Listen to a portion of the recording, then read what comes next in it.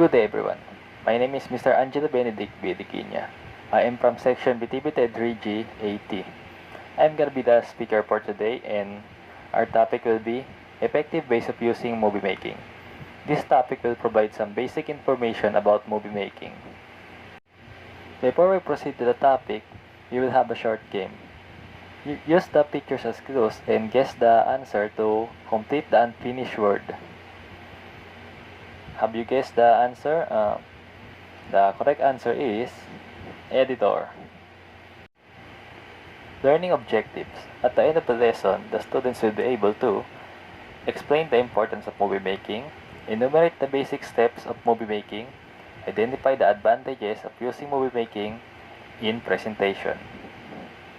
Using movie making tools in the classroom is a very good idea. Not only does this provide the teacher with a wide range of extraordinary benefits, but it's a fun experiment for the students as well. They will certainly appreciate the entire experience to begin with. Ang paggamit natin ng movie making tool sa classroom is malaking tulong sa estudyante at sa teacher dahil panibagong experience sa kanila. Mapapadali nito ang kanilang pagpe-present ng lesson at pagpapasa ng kanilang activities. At mas mag-focus pa dito ang mga estudyante dahil yun nga, movie making, hindi na ito masyadong based on words. More on videos na ito, presentation, at mas makukuha nito ang kanilang attention. Moreover, videos can easily showcase 3D images, animations, unique concepts, and so on.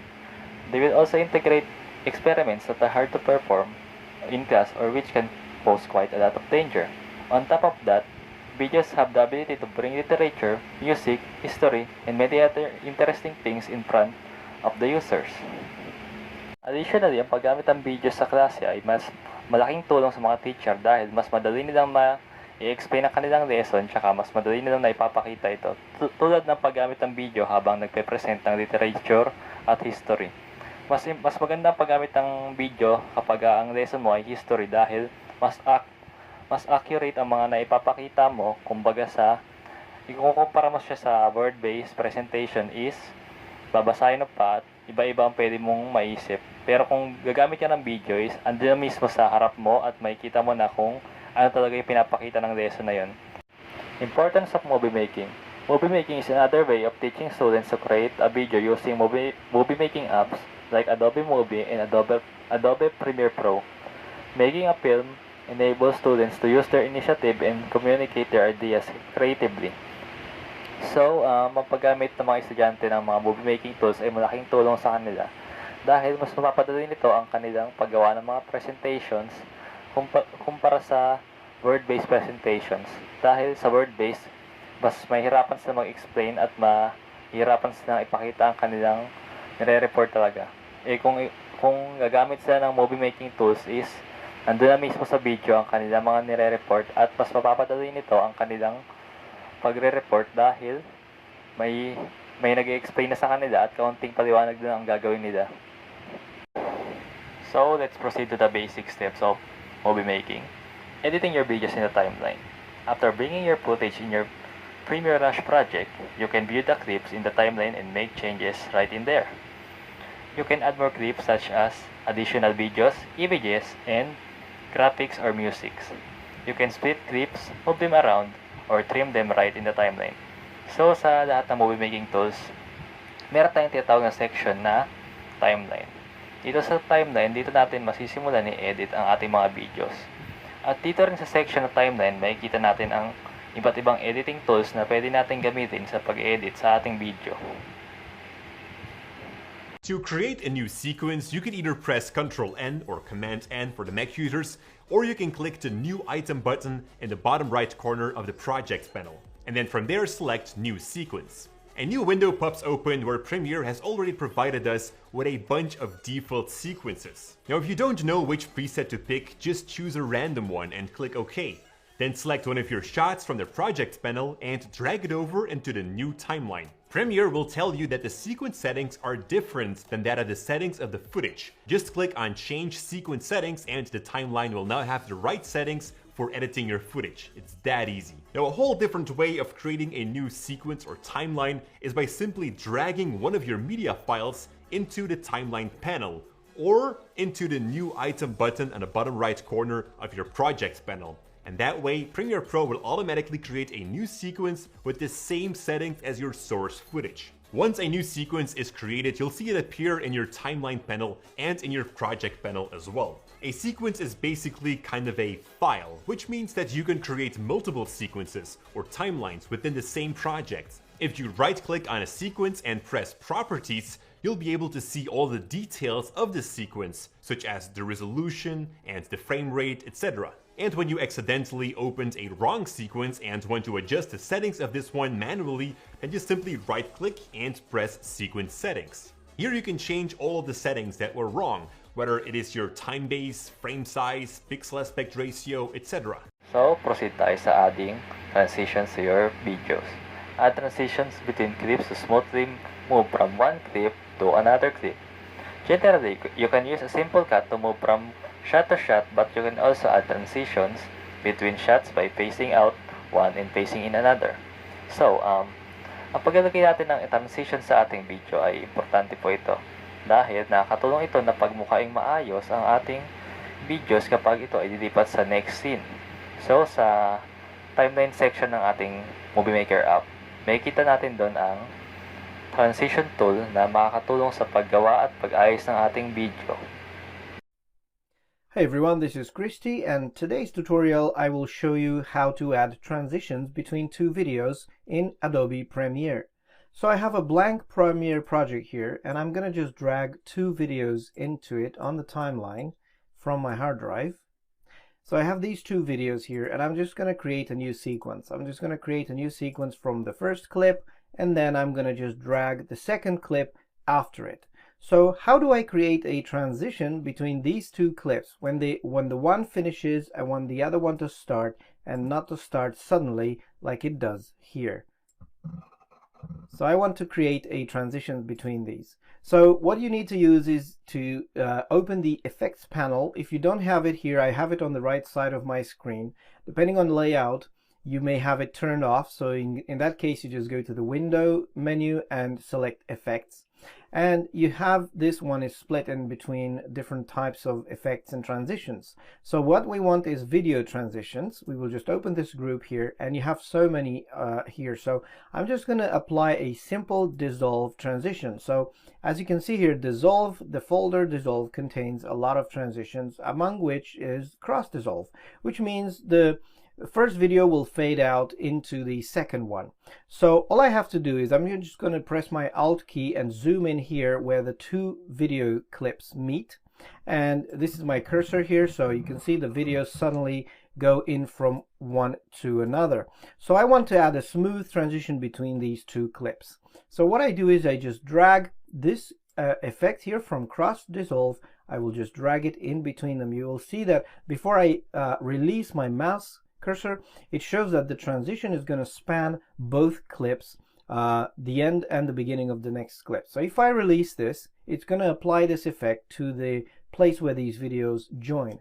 Now, there is a warning message here you may get because it's saying insufficient media. This transition will contain repeated frames. The reason for that is that the first clip, the clip that ends right here. So in order for this transition to perform, it still needs to have a few more frames that will overlap the next video. But because my clip ends here, it's going to just repeat the last frame. So in order to make up that time it takes for the transition to perform, it will just take the last frame and keep repeating it until it completely fades out into the new clip. The way to avoid this, if you don't want repeated frames, is to just remove this transition here and put the videos on top of each other. I'll just show you in a minute now. So as you can see here, if I play this video, if you notice, the video that ends actually is static. There's no change on it. So that's what it means by repeating frames. It's just repeating the last few frames or the last frame on the video. So to avoid that, I'm just going to click on the transition itself and I'm going to delete the transition. And one thing you can do is, the first thing you could do is, if you don't really care about the content of the video here at the end, you could actually just make the video a bit shorter by using the selection tool there and pulling this video next to it again. That will make the video shorter, and then you drag the transition on top of them, and it's not complaining about repeated frames anymore because there are enough frames that I've just hidden, and they can make part of the the space that it takes to do the transition.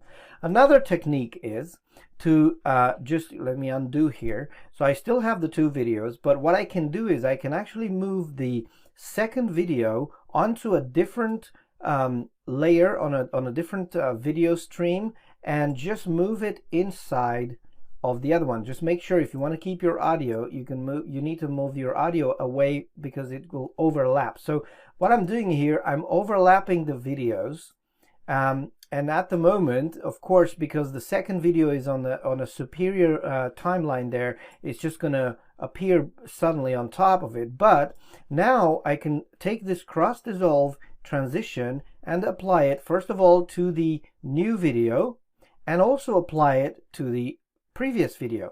So you can see the transition actually starts earlier than the two video clips meet. So I can actually pull in the second video and make sure that I move this transition to where the video starts, and then the end of the transition, move it to where the video ends. So now the transition, the cross dissolve, takes the same amount of time, but the videos smoothly fade into the other ones. So this is how you do it without repeated frames, and also having the smooth transition between the videos. Obviously, you know, if you want to remove your audio and so on, you can do that. But this was just a video transition tutorial, so I hope you've learned. Of course, you don't have to just use dissolve, cross dissolve. You can use other transitions here you can play with, and they all apply the same way. You just drag it from the effects panel onto the videos you want to overlap and use the transitions on. So I hope you enjoyed this video. Please subscribe to my channel if you enjoy this, for the future videos when I publish new quick wins, new simple tutorials to teach you anything about graphics, video editing, and anything else in between. Thanks for watching. Adding audio clips or record voiceovers. Import music and audio clips in your Premiere Rush project, or you can record voiceover directly into your timeline. So kapag ang video na gagawin ay lalagyan ng narration, maaari natin magamit ang audio record tool ng Movie Maker tool na ginagamit natin, directly man or import audios. Pwede mong i-insert ang audio sa part ng video na kung saan mo ito gusto ilagay. Makakatulong ito dahil imbis na i-record mo na ibang yung narration, pwede mo na lang itong i-pre-recorded at i-import sa Movie Maker tool na tsaka mo siya i-insert sa part ng video na kung saan mo siya gusto ilagay. Hey everyone, my name is Justin Odisho, and in this Adobe Premiere Pro tutorial, I'm going to show you guys how you can create a voiceover recording and add audio to some footage. So I have some random B-roll clips on the timeline here, so I want to do a voiceover on these clips. So first of all, some of these clips had audio on them. I'm just going to go ahead and mute that track.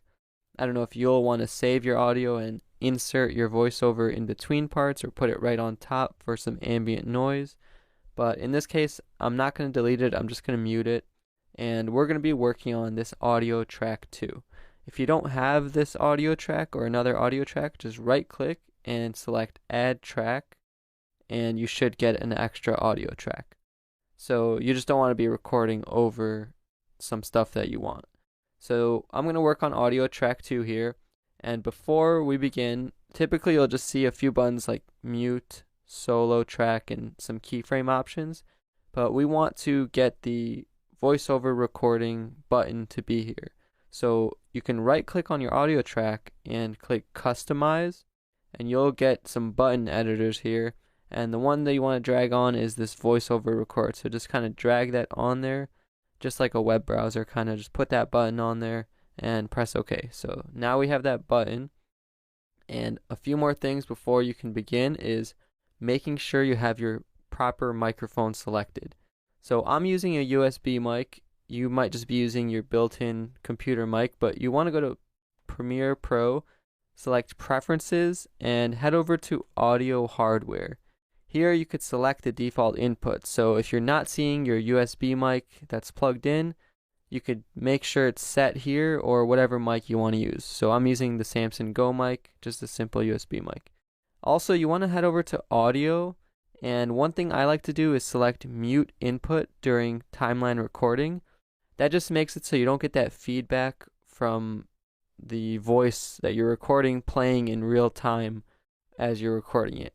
I mean, you could also just turn the volume on your computer all the way down, but that's what I like to do. I actually just do both. So I like to mute that because I don't want to hear it while I'm recording in real time.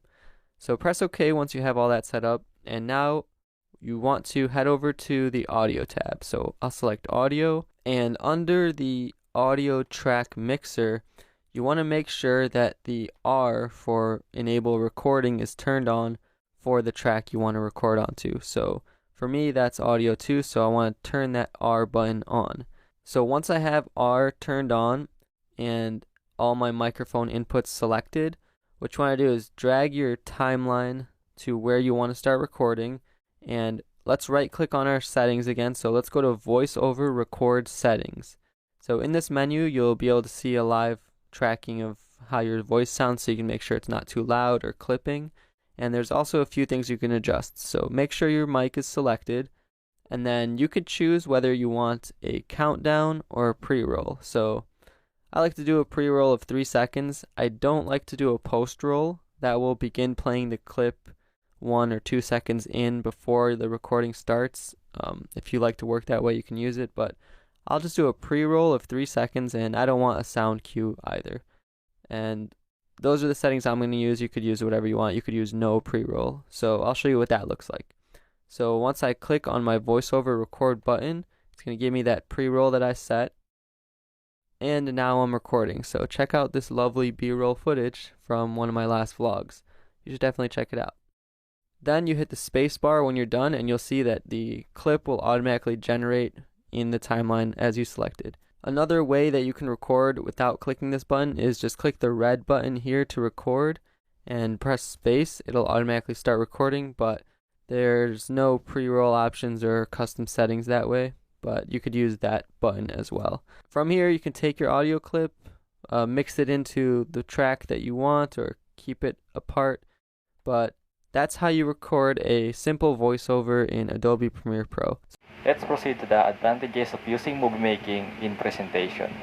As we discussed previously, movie making can be used as a tool for presenting and editing videos to make the discussion of the topic easier and to show audiences are more attentive to multimedia messages than traditional presentations done with slides. Also, video editing software is ideal for small businesses since it is cost-effective, time-saving, enables for remote work, and increases productivity. Generalization. Movie making is a way for everyone to express their feelings about creating videos. This also can help to determine one's creativity about making videos or movies. Movie making tools and other editing apps provide us the ability to tell other people our ideas with the help of videos. Okay, that's for today's lesson. Thank you for listening.